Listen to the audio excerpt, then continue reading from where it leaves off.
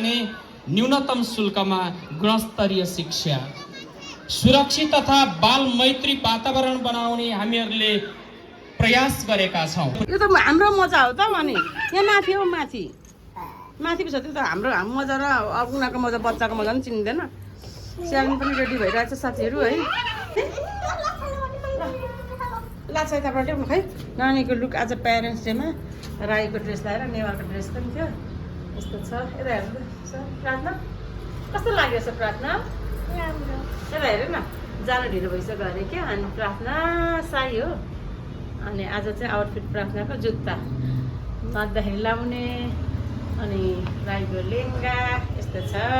साथीहरू नमस्ते, स्वागत छ तपाईँहरूलाई हाम्रो नयाँ ब्लगमा।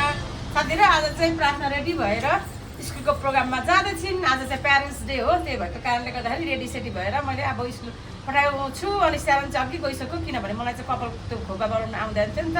अनि म्यामले बनाइदिनेहरू त्यही प्र्याक्टिस पनि गर्ने अनि उसको स्पिचहरू पनि छ, ऊ गइसकेको छ। अनि अब नानीलाई चाहिँ म पुऱ्याइदिन्छु अनि त्यसपछि चाहिँ म रेडी भएर जान्छु है साथीहरू।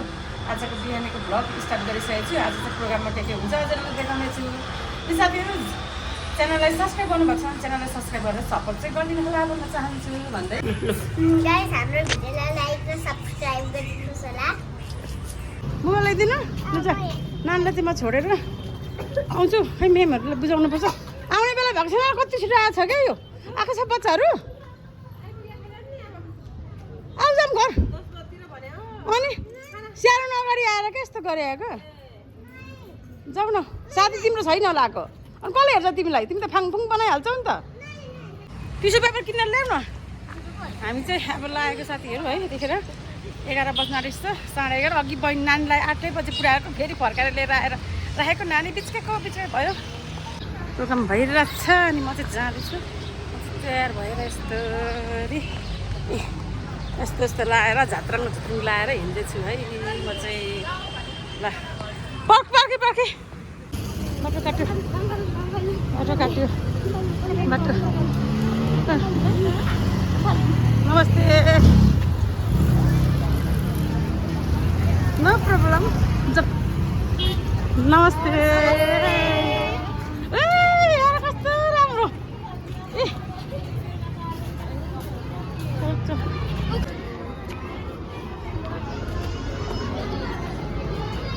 नानीहरू त अगाडि राख्नु न त हौ।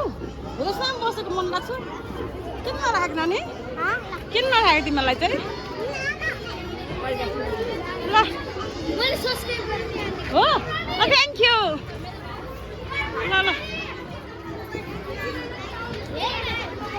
ल प्रार्थनालाई कहाँ लाने? प्रार्थनाको मेम भएको ठाउँमा पुऱ्याइदिनु पर्यो।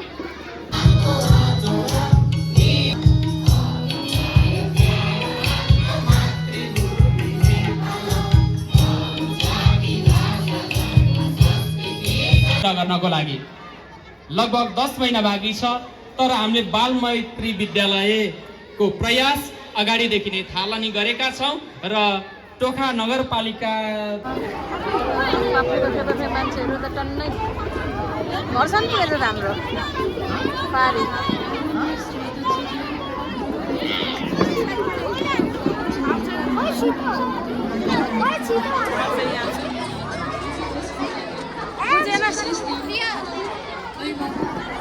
This common stage, Yellow House captain, and I would like to request Yellow House teachers also come on stage.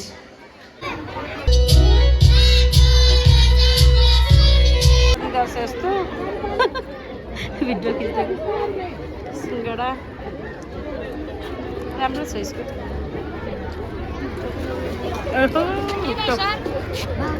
सहर घुमेको घुमै हुन्छ।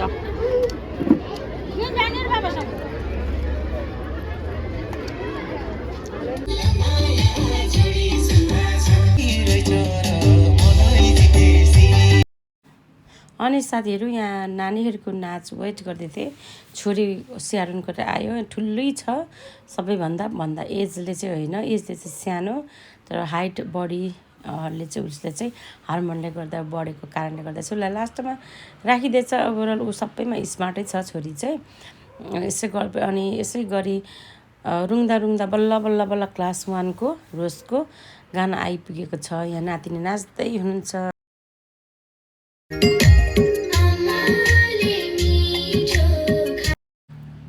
अनि नातिनी यहाँ प्रार्थना नाच्दै हुनुहुन्छ। नाच पनि हेरियो। अनि 1-2 वटा पछि फेरि छोरा नातिको त्यहाँनिर गाना पनि थियो, त्यो पनि हेरियो। अनि रात परिसकेको थियो, 5 बजेसकेको थियो करिब। अनि हामी चाहिँ घर फर्क्यौँ। तर प्रोग्राम चाहिँ त्यतिखेर चाहिँ 8 बजीसम्म भएको थियो। घरमा सुनिरहेको थियो, थाकेर आएको थियौँ घरमा पनि। अनि यसै त्यसै किनभने बच्चाहरूको घरमा भएको कारणले गर्दाखेरि चाहिँ त्यहाँ बसिराख्नु चाहिँ घरको काम भनेर दिमाग उतैतिर आइरहेको थियो। फेरि रेस्ट पनि गर्नुपर्छ आफू अलिअलि बिमारी भएको कारणले गर्दाखेरि। अनि हामी चाहिँ नातिनीको नाच सिद्धिएपछि नातिको गाना थियो सँग, अनि त्यो सिद्धिएपछि घरतिर फर्क्यौँ। यस्तो रमाइलो गरेर सायद हाम्रो लागि यही नै प्यारेन्ट्स डे लास्ट हुन्छ होला लार्के आवासीय विद्यालयमा। विद्यालय एकदम राम्रो थियो, सबै कुरामा अगाडि थियो है, शिक्षा दीक्षा सबै कुरामा। अनि यहाँ नातिनी पनि फुरुक फुरुक फुरुक बुझ्दै नाच्दै रहनु भएको थियो। तर सिरियस त्यसो देखिराख्नु भएको थियो। सायद थाकेर बच्चाहरूको डान्स चाहिँ अब ढिलो थियो क्या। बिहान 6 बजी उठेर रेडी भएको मान्छे केही नखाइकन यो खाजा पानी खाएर बसेको, त्यही भएर पनि होला होइन। अनि बिमारी हुन्छ भनेर मैले चाहिँ घर ल्याइहालेँ। हस् त साथीहरू, आजको भ्लग चाहिँ यहीँसम्म इन्डिङ गर्दै अर्को भ्लगमा फेरि आउने नै छु। आयो तपाईँहरू सबैजनाले मन पराइदिनुहुन्छ भनेर आशा गरेको छु। अनि साथीहरू, च्यानललाई सब्सक्राइब गर्नुभएको छैन भने चाहिँ च्यानललाई सब्सक्राइब गर्नुहोला, रेबिका फ्यामिली ब्लगलाई है। अनि यस्तै यस्तै भिडियोहरू हेर्नु मनपर्छ भने मैले डेली लाइफ स्टाइल ल्याउने छु। तपाईँहरूले चाहिँ मलाई उत्साह उमङ्ग गर्नुहोस् भन्न चाहन्छु भन्दै सबै च्यानललाई टाटा बाई बाई।